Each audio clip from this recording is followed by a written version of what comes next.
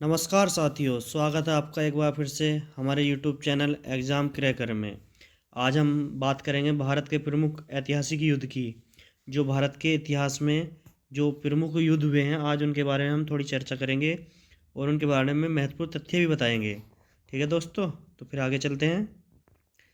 आगे चलने से पहले मैं आपको बताना चाहता हूँ कि अगर आप हमारे चैनल पर नए हैं तो हमारे चैनल को सब्सक्राइब करें और इस वीडियो को लाइक करें, शेयर करें और अपने दोस्तों के साथ इसे साझा करें, ताकि उन दोस्तों के पास भी यह महत्वपूर्ण जानकारी पहुंच जाए और उन्हें परीक्षा में थोड़ी आसानी प्राप्त हो।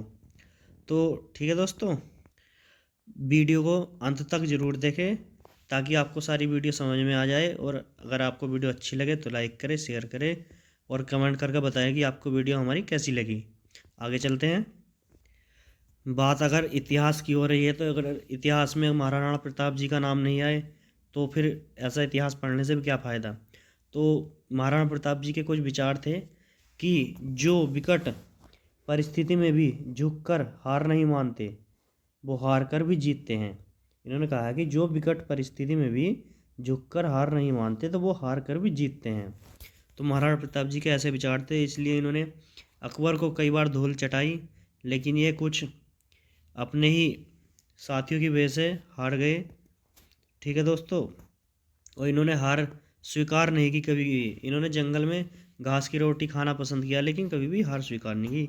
तो आगे चलते हैं दोस्तों। इसी बीच में इतिहास के महत्वपूर्ण युद्धों में एक हाइडे स्टीपीज का युद्ध था, बैटल ऑफ हाइडे स्पीज।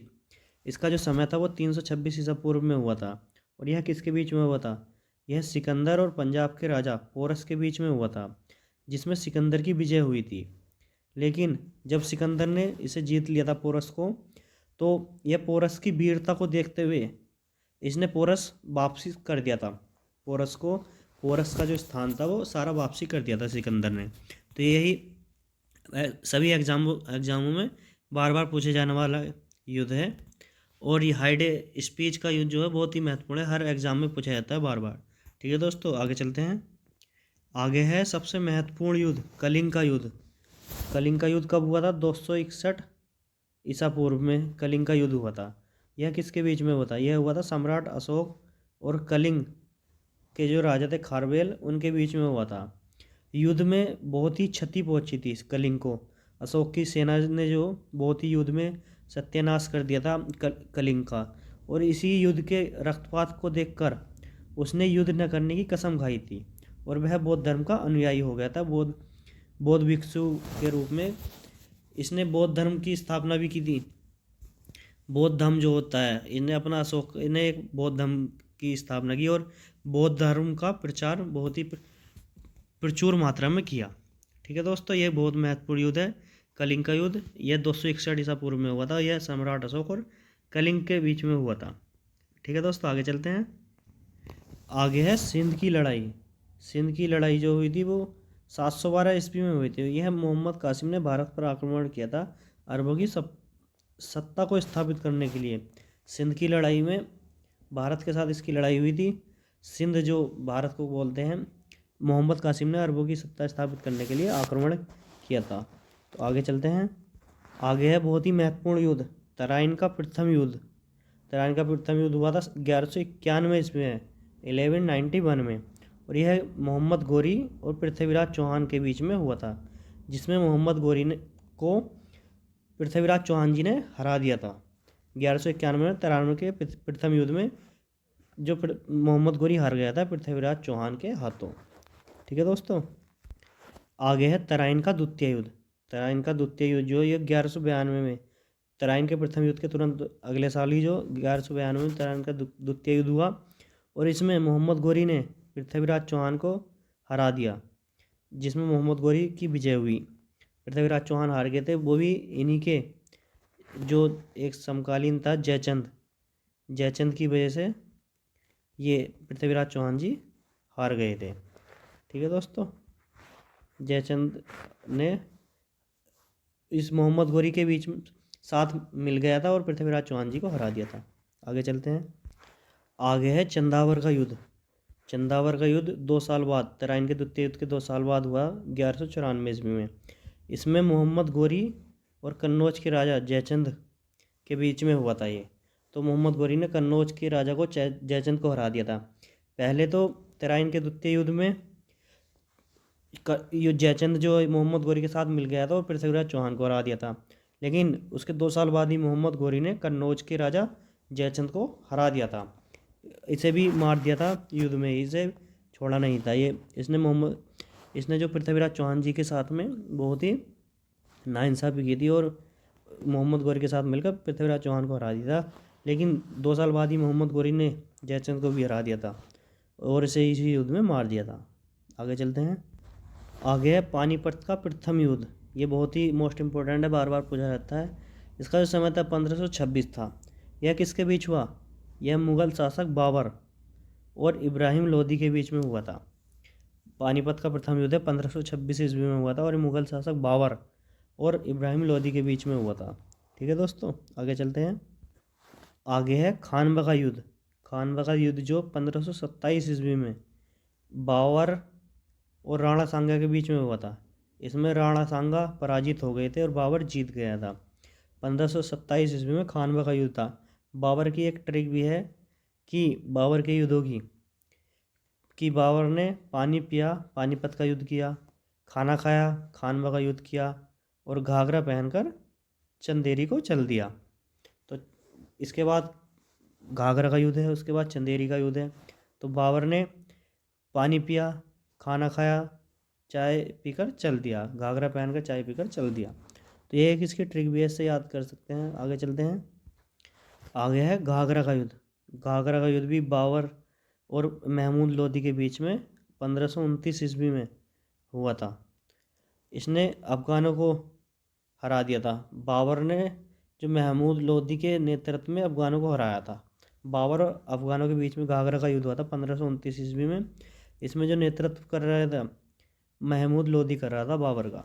ठीक है दोस्तों, आगे चलते हैं। आगे है इसमें चौसा का युद्ध। चौसा का युद्ध 1539 ईस्वी में हुआ था।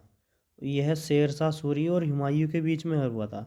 इसमें हुमायूं पराजित हो गए थे और शेरशाह जीत गए थे। इसमें हुमायूं पराजित हो गए थे और शेरशाह जीत गए थे। तो ये 1539 ईस्वी में हुआ था चौसा का युद्ध।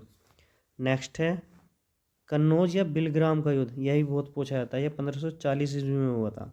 चौसा का युद्ध 1539 में, कन्नौज और बिलग्राम का युद्ध 1540 में। इसमें ये शेरशाह सूरी और हुमायूं के बीच में हुआ था।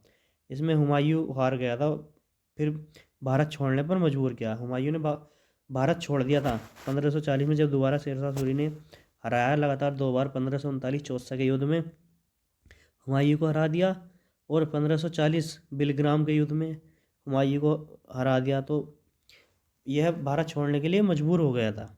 ठीक है दोस्तों, तो इसी कारण हुमायूं ने भारत को छोड़ दिया था। आगे चलते हैं। आगे आ गया पानीपत का द्वितीय युद्ध। पानीपत का प्रथम युद्ध जो बाबर ने किया था इब्राहिम लोदी के साथ में, और ये पानीपत का द्वितीय युद्ध है 1556 ईस्वी में अकबर और हेमू के बीच में हुआ था ये। और नेक्स्ट है तालीकोटा का युद्ध। यह 1565 ईस्वी में हुआ था। इस युद्ध में विजयनगर साम्राज्य का अंत हो गया था। जो विजयनगर साम्राज्य है कर्नाटक में इस टाइम, वह जो है उसमें उसका अंत हो गया था। ठीक है दोस्तों, आगे चलते हैं। आगे है हल्दी घाटी का युद्ध। हल्दी घाटी का युद्ध 1576 ईस्वी में हुआ था। ये अकबर और राणा प्रताप के बीच में हुआ था, जिसमें राणा प्रताप की हार हुई थी। अकबर जीत गया था, लेकिन राणा प्रताप ने कभी भी स्वाधीनता स्वीकार नहीं की थी। जंगल में घास की रोटी खाना पसंद किया था, लेकिन कभी भी स्वाधीनता स्वीकार नहीं की थी अकबर की। ठीक है दोस्तों, आगे चलते हैं। आगे है बांडीवास का युद्ध। बांडीवास का युद्ध 1760 ईस्वी में हुआ था। यह अंग्रेज़ों और फ्रांसीसियों के बीच में हुआ था, जिसमें फ्रांसीसी हार गए थे। इसमें क्या हुआ, फ्रांसीसी जो है वो हार गए थे और अंग्रेज़ जीत गए थे। 1760 ईस्वी में बांडीवास का युद्ध हुआ था। आगे है पानीपत का द्वितीय युद्ध। पानीपत का तृतीय युद्ध है 1761 ईस्वी में। इसमें जो है पानीपत का प्रथम युद्ध जो था वो था 1526 में, और जी सेकंड युद्ध जो था वो था 1556 में, और ये तीसरा जो है वो है 1761 में। ठीक है दोस्तों, तो ये याद रखना है। पानीपत का प्रथम युद्ध 1526 ईस्वी में, पानीपत का द्वितीय युद्ध 1556 ईस्वी में, पानीपत का तृतीय युद्ध 1761 ईस्वी में। और यह किस किस के बीच में हुआ था? यह हुआ था अहमद शाह अब्दाली और मराठाओं के बीच में, जिसमें फ्रांसीसियों की हार हुई थी। अहमद शाह अब्दाली और मराठा के बीच में हुआ था, इसमें फ्रांसीसी भी लड़ाई कर रहे थे, तो उसमें फ्रांसीसियों की हार हो गई थी। ठीक है दोस्तों, आगे चलते हैं। आगे है बक्सर का युद्ध। बक्सर का युद्ध भी बहुत फेमस है, ये बार बार पूछा था, 1764। वैसे तो इसमें सारे युद्ध फेमस है, जो मैंने उठाए हैं मुख्य युद्ध हैं जो एग्ज़ाम में बार बार पूछे जाते हैं। तो यह किसके बीच में हुआ था बक्सर का युद्ध? अंग्रेज़ों और सुजाउद्दौला मीर कासिम शाह आलम द्वितीय की संयुक्त सेना के बीच में, जिसमें अंग्रेज़ों की विजय हुई थी। मतलब एक तरफ तो अंग्रेज़ थे और दूसरी साइड जो थे वो सुजाउद्दौला, मीर कासिम और शाह आलम द्वितीय, इसकी जो एक सेना थी, इन तीनों की मिली हुई सेना, और अंग्रेज़ों से लड़ रहे थे। लेकिन इसमें तब भी अंग्रेज़ जीत गए थे, ये तीन अंग्रेज़ों से नहीं जीत पाए थे। ये बक्सर का 1764 का युद्ध था। ठीक है दोस्तों, याद रखना है आपको। आगे है प्रथम आंग्ल मैसूर युद्ध। ये मैसूर में हुए थे, 1767 से 1769 तक चला था। यह 2 साल चला था, 1767 से 1769 तक। और यह हुआ था हैदर अली और अंग्रेज़ों के बीच, जिसमें अंग्रेज़ों की हार हुई थी। इसमें अंग्रेज़ हार गए थे प्रथम आंग्ल मैसूर युद्ध में। यह 1767 से 1769 तक चला था। ठीक है दोस्तों, आगे चलते हैं। आगे है द्वितीय आंग्ल मैसूर युद्ध। द्वितीय आंग्ल मैसूर युद्ध में जो 1780 से 1784 तक चला था ये इसमें हैदर अली और अंग्रेज़ों के बीच में हुआ था, जो मतलब जिसका कोई निर्णय नहीं आया था। इसमें ना तो कोई हारा था ना कोई जीता था, यह ऐसे ही समाप्त हो गया था। आगे चलते हैं। आगे है तृतीय आंग्ल मैसूर युद्ध।